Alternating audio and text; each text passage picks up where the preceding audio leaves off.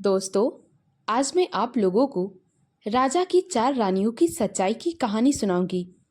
कहानी को सुनने से पहले अगर आप मेरे चैनल पर नए हैं तो प्लीज़ मेरे चैनल को सब्सक्राइब करें, वीडियो को लाइक और शेयर करें। तो आइए कहानी को सुनते हैं। एक समय की बात है, किसी नगर में एक राजा राज्य करता था। राजा की चार रानियां थीं।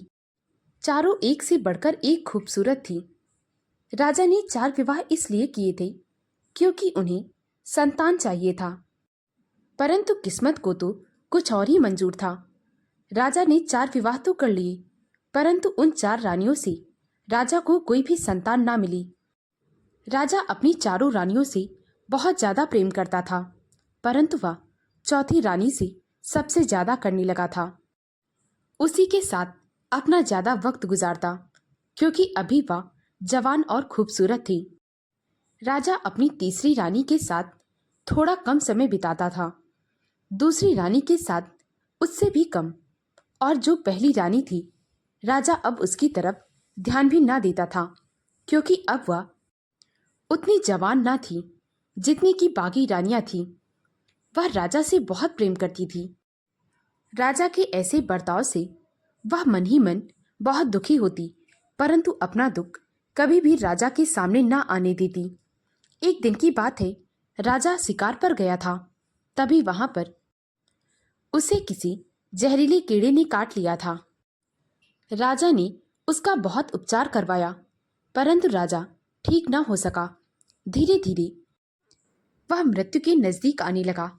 जब उसकी मृत्यु को सिर्फ 3 दिन बचे थे तो वह मन ही मन सोचने लगा, मेरा तो कोई उत्तराधिकारी भी नहीं है। मैं अपना सारा राजपाट किसको दूं? इतनी धन दौलत किसके नाम पर करूं? कौन सी रानी को दूं? इसीलिए राजा ने एक योजना बनाई। उसने सभी रानियों को अपने पास बुलाया और कहने लगा, मेरे पास बस 3 दिन बचे हैं। आज मैं तुम लोगों को एक रहस्य बताता हूँ। बहुत समय पहले मुझे एक साधु ने एक यंत्र दिया था जिससे मुझे स्वर्ग की प्राप्ति होगी, परंतु मुझे अपने साथ किसी और को भी ले जाना होगा और पहले के 7 साल हमें नरक भोगना होगा।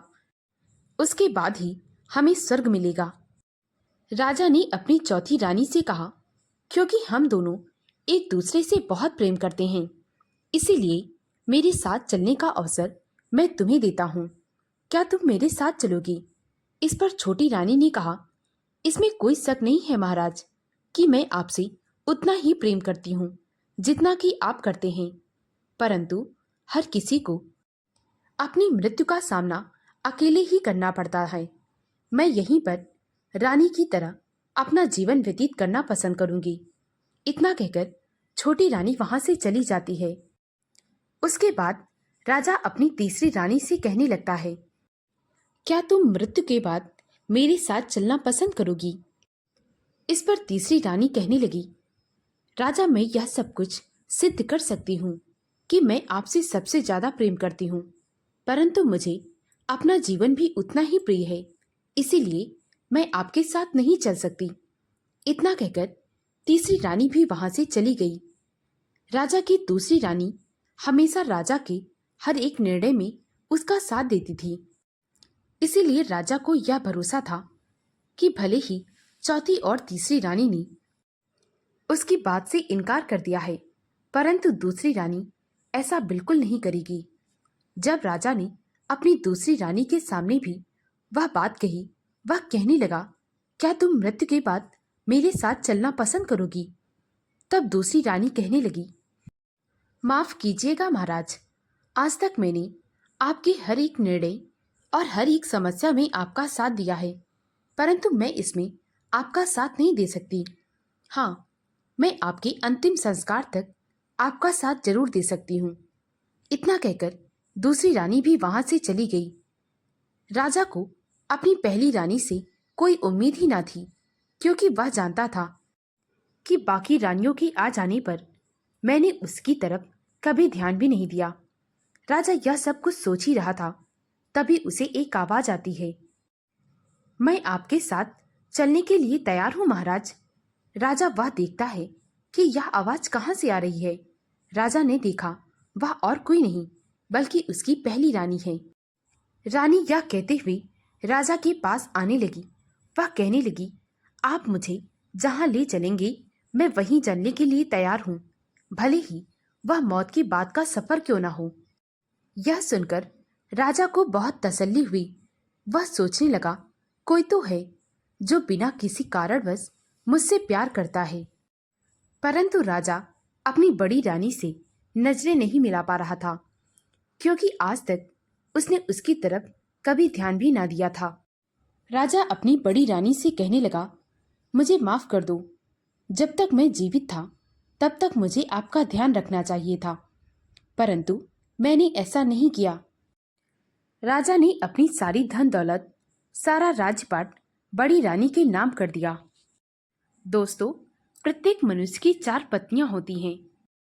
चौथी रानी हमारा शरीर होता है, जिसे हम खूब सजाते, परंतु मृत्यु आने पर वह भी साथ छोड़ देती है। और तीसरी रानी धन दौलत होती है, जिसे कमाने में हम अपना सारा समय लगा देते हैं और वो भी हमारे साथ नहीं चल सकती। और दूसरी रानी हमारा परिवार और रिश्तेदार होते हैं, जो हर सुख और दुख में तो साथ रहते हैं, यहाँ तक कि हमारे अंतिम संस्कार तक भी हमारा साथ देते हैं, परंतु मृत्यु के बाद कोई भी हमारा साथ नहीं देता। परंतु पहली रानी, जिसे हम ज़्यादा महत्व नहीं देते, वह है हमारी सद्भावना और निस्वार्थ भाव से किए गए पुण्य कर्म।